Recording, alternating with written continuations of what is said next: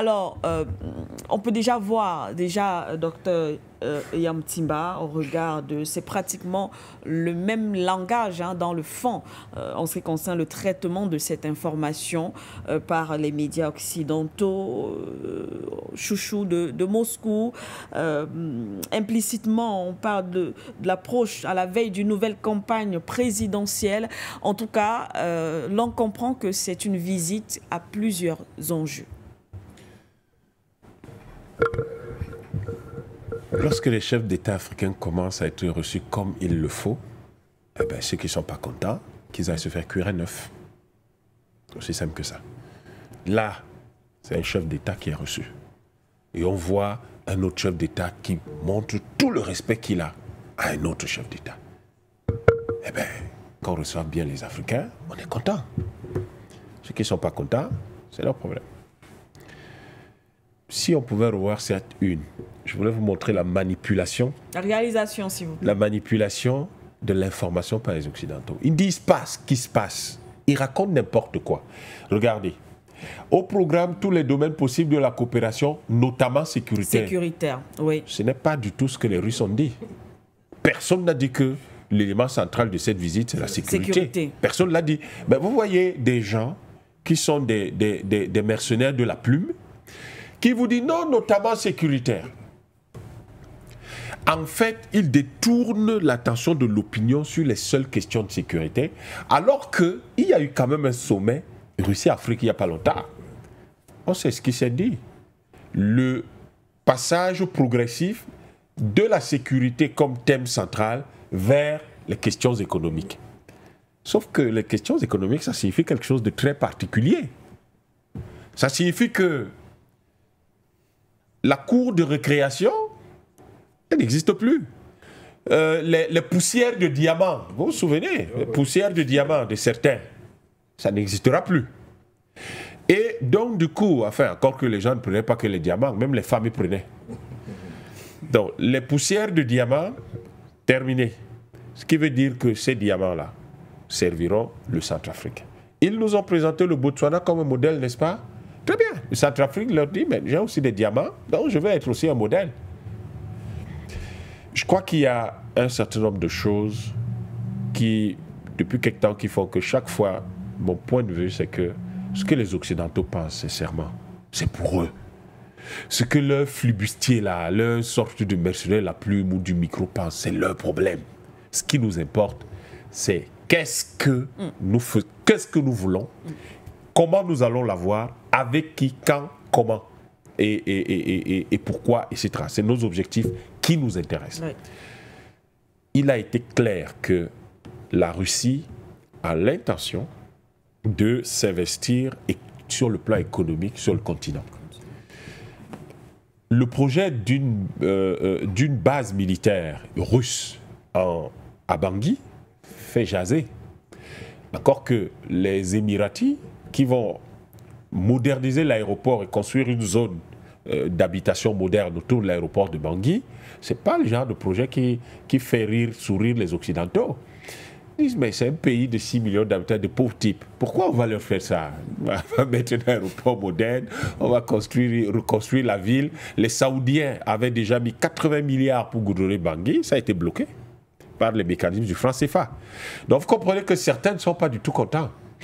Et ils veulent empêcher par tous les moyens ce pays d'avancer en invoquant tout le temps la question sécuritaire. Ouais. J'ai vu la revue de presse occidentale là. Alors leur thème central, ah oui, mais vous savez, Moscou pille les ressources de la Centrafrique en contrepartie de la sécurité.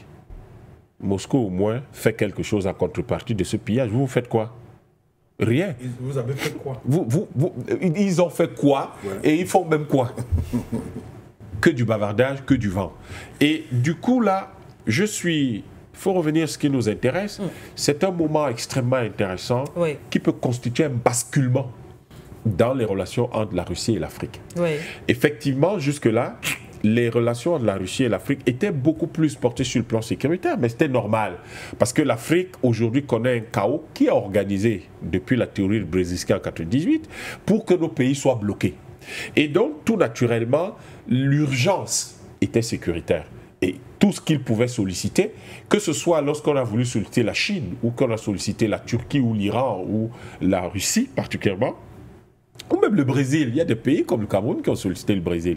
C'était essentiellement sur le plan sécuritaire. Aujourd'hui, l'État centrafricain, après avoir normalisé la vie politique, nouvelle constitution, etc., depuis juillet 2023, et le contrôle total du territoire aujourd'hui, parce qu'à 99% le territoire est contrôlé, alors que quand le président Touadéra arrivait, la présidence, le gouvernement contrôlait 27% du territoire. Aujourd'hui, c'est la totalité. Il est donc temps. Parce qu'on est là, on parle du Centrafrique, les gens, quand vous lisez la presse occidentale, c'est l'un des pays les plus pauvres du monde. Oui, mais ce pays-là avance. Si ce pays a 6 millions d'habitants, c'est parce que la guerre civile qui a duré 30 ans, jusqu'en 2020 pratiquement au 22, au 21, au moment où, tout récemment, cette guerre civile a empêché le Centrafrique d'avoir entre 9 et 12 millions de nouveaux habitants. Ça veut dire que ce pays serait aujourd'hui entre 15 et 18 millions d'habitants, ce qui n'est pas mal du tout. Mais parce que les femmes n'ont pas accouché, parce que les gens sont morts, parce qu'il y a beaucoup de jeunes gens qui sont morts, qui ne fonderont jamais de famille, etc. Beaucoup sont morts de maladie, beaucoup sont morts de pauvreté, beaucoup sont morts dans cette guerre-là. Et c'est tout ça, c'est l'Occident qui en est comptable et coupable. Et il se trouve qu'aujourd'hui, le président, après avoir réalisé tout ça avec ses équipes, l'État centrafricain veut donc passer maintenant au développement. Ils viennent de publier leur plan pour, je crois, c'était 2030 ou 2040. Et quand vous regardez ce plan, eh bien, vous voyez qu'ils sont sur des thématiques, des projets économiques très précis qui vont leur permettre de sortir le pays de la misère. Ils veulent faire de l'agriculture. Évidemment, la Russie a promis d'aider les pays africains avec de l'engrais ou à construire des usines pour produire des engrais chez eux. Alors, le Centrafrique, dans ce plan-là, veut effectivement aller de l'avant dans ce sens. Les Centrafricains ont besoin, ils consomment beaucoup d'huile de palme. Et ils ont donc tout un programme pour produire de l'huile de palme. Ils ont 623 000 km², sur 6 millions. Les Centrafricains, il y a autant de bœufs que de Centrafricains. Ils sont 6 millions, ils ont plus de 6 millions de bœufs.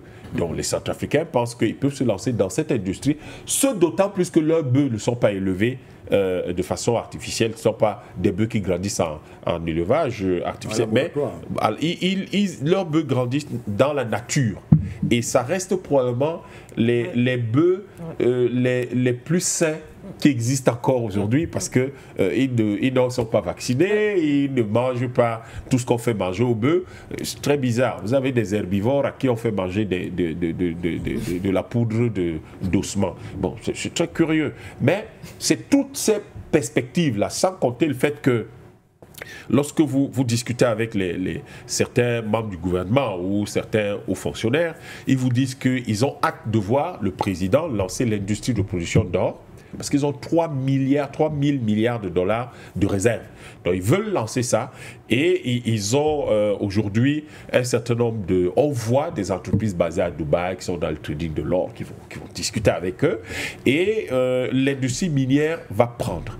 Le projet Sango qu'on avait fait enterrer par une main qui était contrôlée de l'extérieur, ce projet, sous cette forme ou sous une autre forme, va ressurgir parce que la base minière est désormais ouverte. Et la Russie, naturellement, est intéressée par tout ça.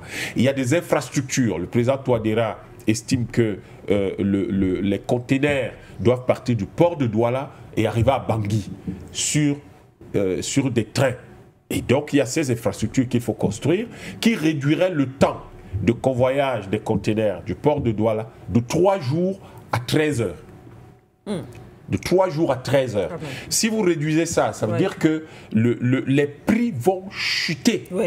Parce que quand vous prenez un stock de produits, dès que ça arrive au port, le prix est multiplié par 3-4 par rapport au Cameroun. Et il y a aujourd'hui des projets de cimenterie. On sait que les Russes sont aussi très bons dans ces domaines-là. Donc le président Touadéra a essentiellement une approche économique. Il va avec le président Poutine pour, si vous voulez, Russie-Afrique version 2. Et les gens sont là, comme ils sont habitués à vivre dans le passé, notamment sécurité. Non, messieurs, le Centrafrique n'a plus les mêmes problèmes qu'il avait en 2016. Il est aujourd'hui un pays qui contrôle son territoire et il va donc chercher les partenaires qui lui permettent d'avancer. On sait qu'à côté de la Russie, il y a des pays comme la Chine qui, effectivement, souhaitent également investir là-dedans, dans l'agriculture, dans les infrastructures, etc. Et ce qui avait provoqué la guerre, déclenché la dernière guerre, c'était les réserves d'hydrocarbures dans le nord du pays. Les Français avaient déclaré qu'il n'y en avait pas. Quand les Chinois sont arrivés, ils ont dit mais il y en avait. Comment ils peuvent dire qu'il y en avait? C'était tellement évident qu'on n'avait pas besoin de creuser à 4 km sous la terre. Il suffisait de gratter un peu, on voyait bien qu'il y avait des hydrocarbures partout. Et du coup, la situation est telle qu'on veut les exploiter. Le Centrafrique a besoin d'électricité. Vous avez un pays... Bangui, c'est 1 200 000 habitants à peu près, mais vous avez dans tout le pays à peine 72 mégawatts. À peine.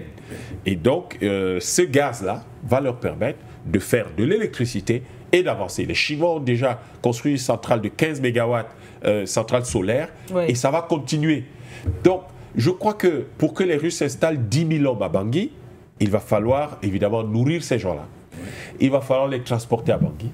Il va falloir naturellement qu'ils aient de l'électricité, un certain nombre de commodités de vie moderne. Et c'est ça que le président va chercher. Tout à l'heure, à ici sortir, parlait du fait qu'ils seront effectivement la capitale africaine des BRICS. Ça a été décidé à l'époque. On sait que Mme Dilma Rousseff, il y avait des discussions dans ce sens. Naturellement, vous n'allez pas mettre les institutions des BRICS sans mettre le cadre qu'il faut. Il y a un certain développement. Dans le président, c'est de ça qu'il parle aujourd'hui. Les gens qui ne font que parler des armes et des balles, c'est leur problème. C'est de ça dont il va parler avec son homologue russe. Qu'est-ce qu'on va faire? Qu'est-ce qu'on va construire? Comment on va y arriver? Maintenant, si ça leur a échappé, c'est désormais, le train est désormais lancé pour sortir du franc CFA. Parce que vous n'aurez pas des milliards de dollars d'investissement aujourd'hui si vous êtes encore dans le franc CFA. Donc, il faut qu'on s'entende. Est-ce que le président qui a porté le projet a proposé déjà le Bitcoin et les crypto-monnaies, ce qui n'était pas, c'était pas d'abord ou de façon particulièrement forte la question des crypto-monnaies et du Bitcoin, c'était un message fort pour dire nous ne voulons plus rester dans le franc CFA. C'était ça le message. Et s'il a donc des partenaires aujourd'hui qui ont l'intention de venir investir des milliards et des milliards de dollars ou de roubles, pour mieux dire, et de yuan à RCA, je ne suis pas sûr que tout ça doit se faire avec le franc CFA en place. Et la concomitance du fait qu'il est le président de la CEMAC et que ce soit un de ses compatriotes qui soit président, gouverneur de la BEAC, permet des réflexions très suivis sur ces questions monétaires qui vont nous permettre de nous en sortir. Parce que les leviers de relance de l'économie, que ce soit le levier fiscal, le levier monétaire ou le levier commercial, on ne peut pas vraiment les actionner aujourd'hui à cause du fait qu'on est sur le franc CFA et qu'il faut sortir de là. Donc, la Russie a reçu le président Touadéra. Sérieusement, la Russie a aujourd'hui, pendant que d'autres sont endettés à 118-120% de leur PIB, la Russie a des réserves exceptionnelles. Et ces réserves-là, il suffirait de taper 5% et le Centrafrique sortira définitivement de la misère. C'est ça qui ne plaît pas aux autres.